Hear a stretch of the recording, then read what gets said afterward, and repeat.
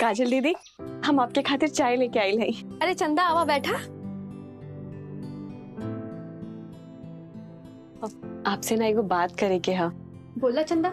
जब से हम भोले बाबा का व्रत कहनी है ना, हमरा के बहुत सुकून मिला था। हम तो जब से होश संभाले हैं तब से भोले बाबा के सोमवारी का व्रत करत हैं और हमेशा हम एक को प्रार्थना कहनी है कि भोले बाबा हमरा के पति के रूप में माधव बाबू दी। और देखी ना, चाहे जितना भी परेशानी भइला, भोले बाबा हमारी बात सुन ले ली, हमरा के पति के रूप में माधव बाबू दे दिहन।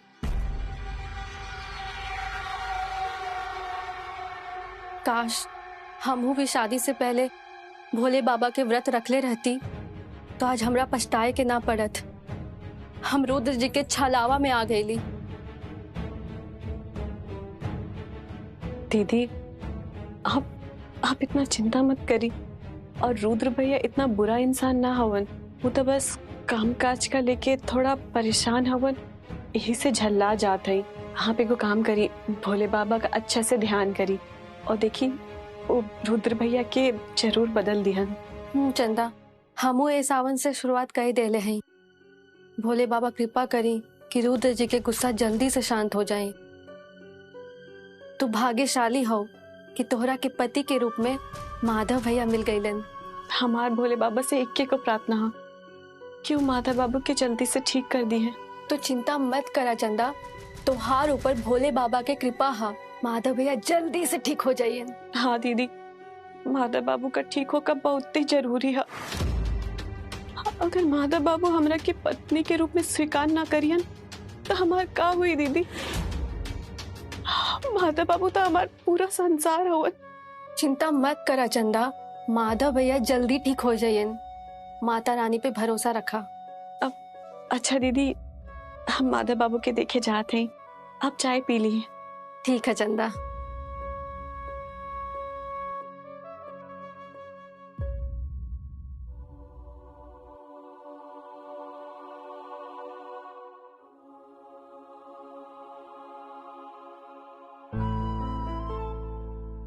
चंदा, अब माधव बाबू वैजा कहीं खड़ा हो, अंदर आओ। ना माधव बाबू, हम तो बस आपसे ये पूछे खातिर आइल रही कि आपके कुछ काम है का? अरे अंदर तो आओ। माधव बाबू, हमरा के ना रसोई में बहुत काम है तो हम जाते हैं। अरे सुना था,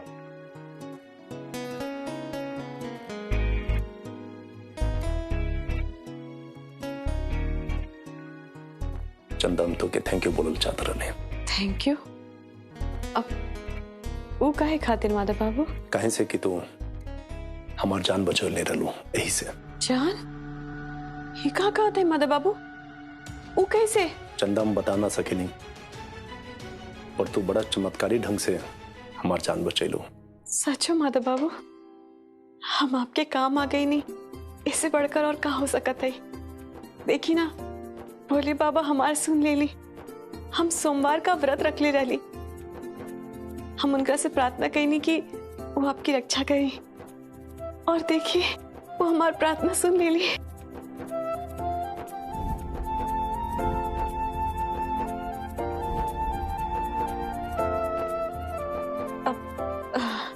अब माधव बाबू, रसोई में ना बहुत काम है, हम जाते हैं।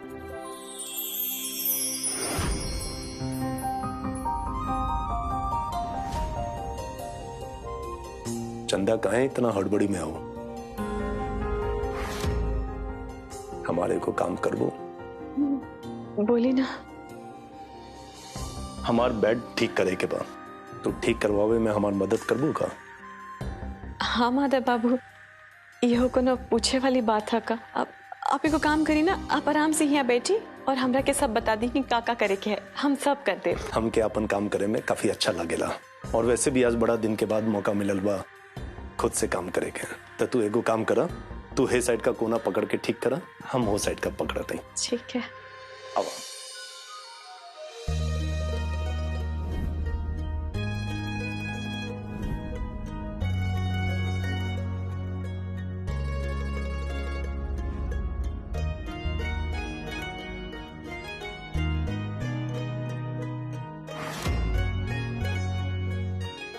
हम उधर से करते हैं।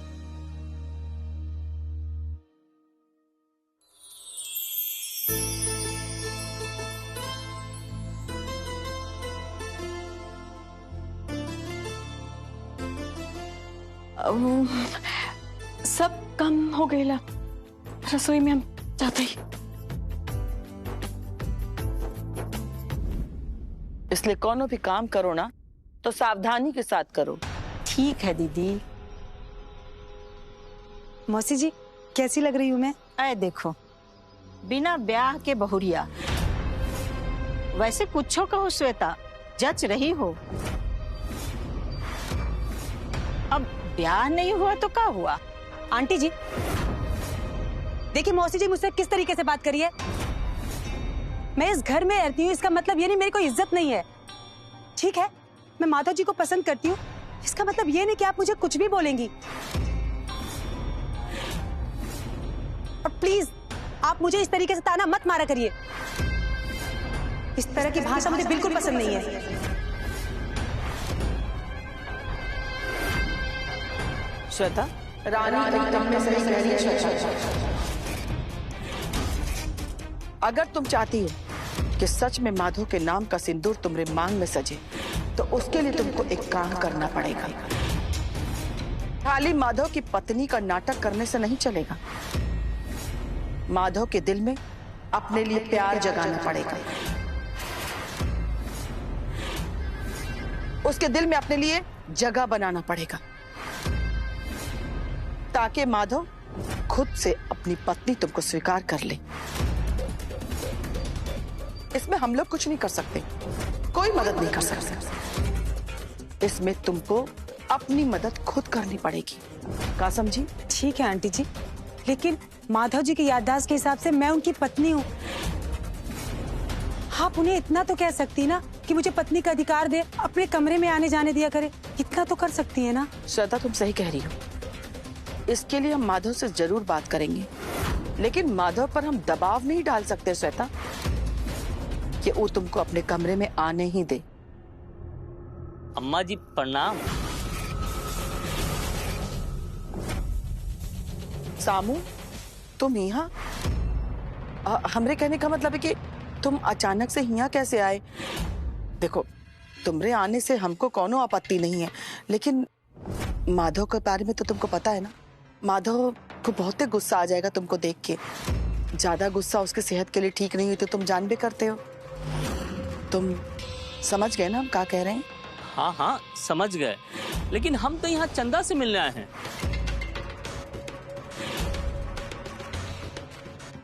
वैसे मिलना तो माधव भैया से भी चाहते हैं, लेकिन अगर वो नहीं मिलना चाहते तो हम उनको परेशान नहीं करेंगे।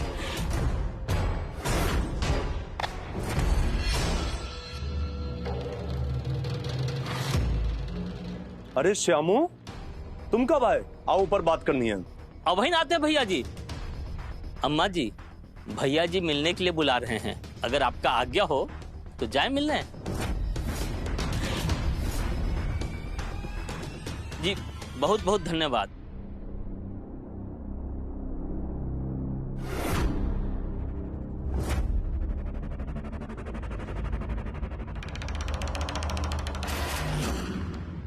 क्या बात है श्यामू, आजकल बहुत बिजी रहते हो।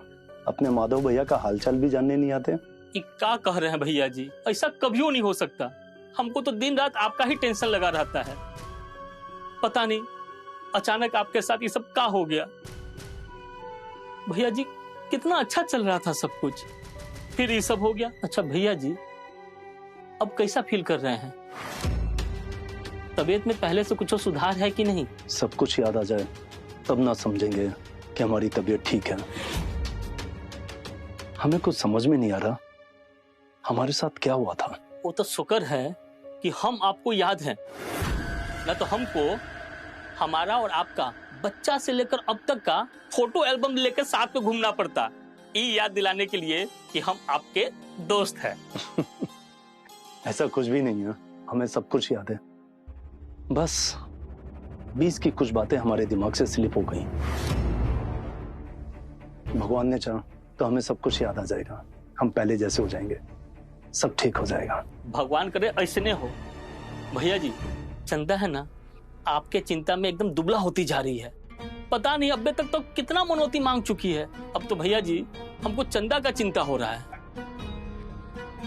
श्यामू तुम चिंता मत करो, सब ठीक हो जाएगा। भैया जी कह रहे थे ना कि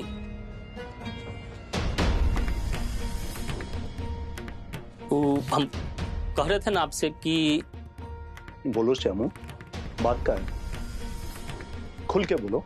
भैया जी आपका ऐसा हालत हो गया और हम कुछ नहीं कर पा रहे हैं। सच करें भैया जी, हमको बहुत लाचारी फील हो रहा है। श्याम तुम चिंता मत करो, हमने अपने जीवन में इतने उतार चढ़ाव देख लिए हैं कि अब किसी भी बात के लिए हम पहले से तैयार रहते हैं। हम तुम्हारी मजबूरी को समझ सकते हैं श्यामू। पहले जो हुआ था हमने उसके लिए तो तुम्हें माफ कर दिया था। अरे भैया जी आपको वो सब याद है, वो जो हम किए थे और जिसके लिए हमको जेल भी जाना पड़ा था। इसका मतलब है आपको पुराना भूला हुआ बात सब धीरे धीरे याद आ रहा है। तुम्हारे कहने का मतलब क्या है? ये है कि जब हम आपसे लास्ट टाइम मिले थे तो आप सब भूल गए थे कि आप हमको माफ कर चुके हैं। लेकिन अगर आपको ये बात याद है तो आपको ये बात भी याद होगा भैया जी कि चंदा आपकी पत्नी है।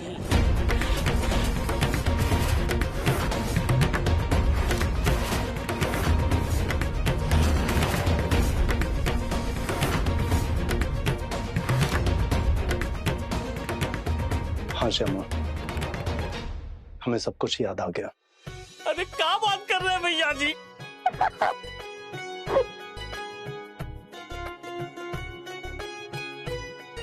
दुनिया के सबसे खुश इंसान हम हैं आज कि हमारे भैया जी को सब कुछ याद आ गया। लेकिन भैया जी एक बात बताइए, ये सब बात आप किसी को काहे नहीं बोले, यहाँ तक कि चंदा को भी नहीं? काहे भैया जी, बोलिए ना। श्यामू, चंदा की जान को खतरा है।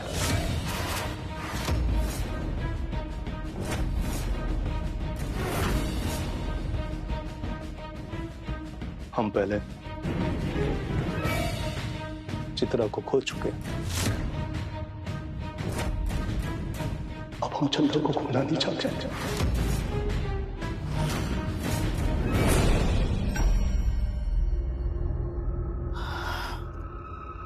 इस सामू माधव के कमरे से निकल का ही नहीं रहा। आखिर कौन ऐसी बात बतिया रहा है जो उसका बातें नहीं खत्म हो रहा है? हमको तो डर लग रहा है रानी, कहीं सामू माधव को सच न बता दे जो हम नहीं चाहते। अरे दीदी आप बेकार में टेंशन ले रही हैं। शामू में इतना हिम्मत नहीं है कि माधव को सब बता दे। वो बतिया रहा होगा यहाँ वहाँ का बात, बहुत दिन बाद मिला है ना, राइस मिल के बारे में कुछ बोल रहा होगा। अरे रानी तुम उसको नहीं जानती, कब का कर जाएगा कुछ पता नहीं। तुम जितना समझ रही हो ना वैसा नहीं है, बहुत ऊंचा चीज है। जो इंसान चंदा के रास्ते से श्वेता को हटाने के लिए परपंच कर सकता है, जेल जा सकता है, चंदा को उसका हक दिलाने के लिए कुछ भी कर सकता है। जितना वो चंदा के लिए करता है उतना तो उसका सगा भाई भी नहीं करता। हमको तो लगता है कि उसके दिमाग में अभी भी कौनो खुराफात चल ही रहा है। जिस तरह से लोहा लोहे को काटता है, ठीक उसी तरह से हम ईंट का जवाब पत्थर से देंगे। और हम उसको एहसास दिलाएंगे कि अगर वो माधव को कोनो सच्चाई बताने की कोशिश की ना तो माधव के जान को खतरा हो सकता है। और माधव की जान को अगर खतरा हुआ तो माधव की जान है कौन? चंदा। चंदा की जिंदगी भी खतरे में पड़ सकती है। तो दीदी आपको क्या लगता है इससे बात बनेगा? काहे नहीं बनेगा? बोलो। अरे डर तो अच्छे अच्छे इंसान को घुटना टिकवा देती है, तो ये तो मामूली सा इंसान है। तब तो हमको ही कुछ करना होगा चंदा का। रानी,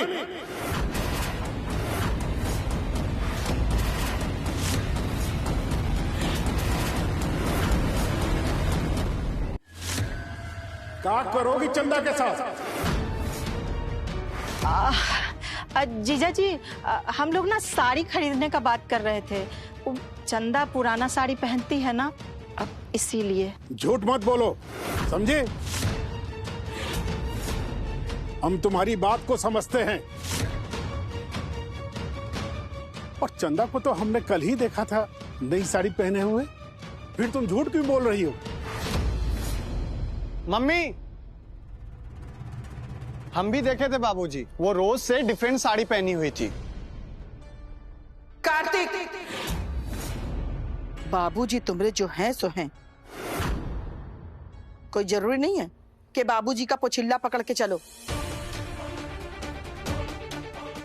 अब बाबूजी की संगत में रहोगे ना तो बाबूजी की जिंदगी की तरह तुम्हारी जिंदगी भी चौपट हो जाएगी। और वैसे भी बड़ों के बीच में बोलना तुमको जरूरी है का? तो क्या करें, कोई है हमसे छोटा यहाँ पे?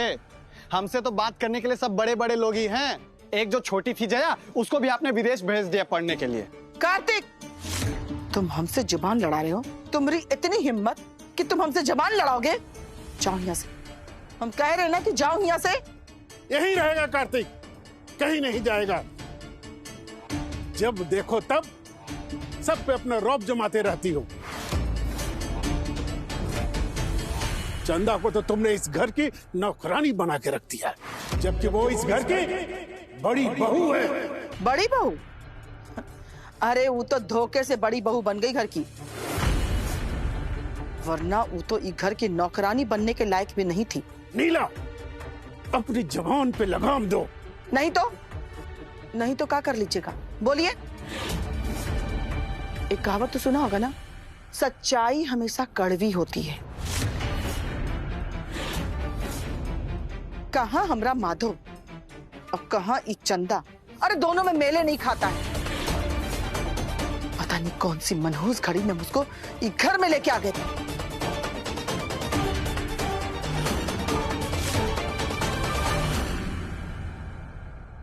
रहने दीजिए बाबूजी, आप ही शांत रहिए। उनका टेम्परामेंट हमेशा हाई ही रहता है, क्या करिएगा। अपने आप को हिटलर समझती है।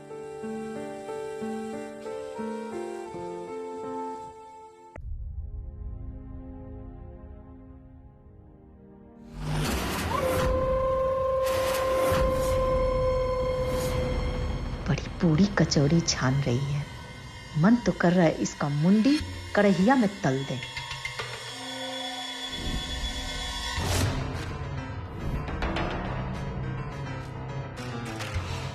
हाँ, ये आइडिया अच्छा है, इसको सबक सिखाने के लिए। लेकिन ये काम को कैसे अंजाम दे?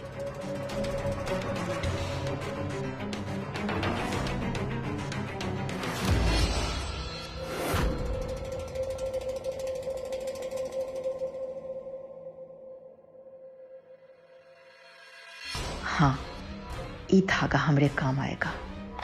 बस सही समय का इंतजार है जब हम अपने काम को अंजाम देंगे।